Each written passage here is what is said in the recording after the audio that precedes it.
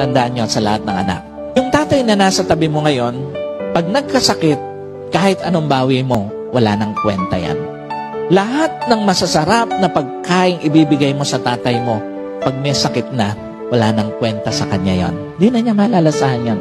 Lahat ng mamahaling kainan na pagdadalan mo sa kanya, pag may sakit na tatay mo, wala nang kwenta sa kanya yon. At lahat ng mga sikat na lugar na pagdadalan mo sa tatay mo, pag may sakit na siya, wala nang kwenta sa kanya yon. Kasi nga ito ang totoo, yung tatay mo na akala mo ang lakas-lakas, pwedeng ang dami palang nakatagong sakit. Sa mga anak, yung akala mo ang lakas-lakas ng tatay mo, nakatayo, di mo alam ang dami palang nakatagong sakit. Yung tatay na akala mo okay na okay, marami na palang iniindang sakit at tinatago lang sa'yo para hindi maging pabigat sa'yo.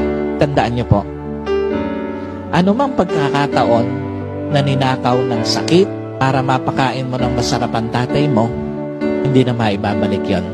Anumang pagkakataon na ninakaw ng sakit para maipasyal mo yung tatay mo sa mga lugar na gusto niyang puntahan, hindi na maibabalik yon. At anumang pagkakataon na ninakaw ng sakit para mapasaya mo tatay mo, hindi mo na maibabalik yon.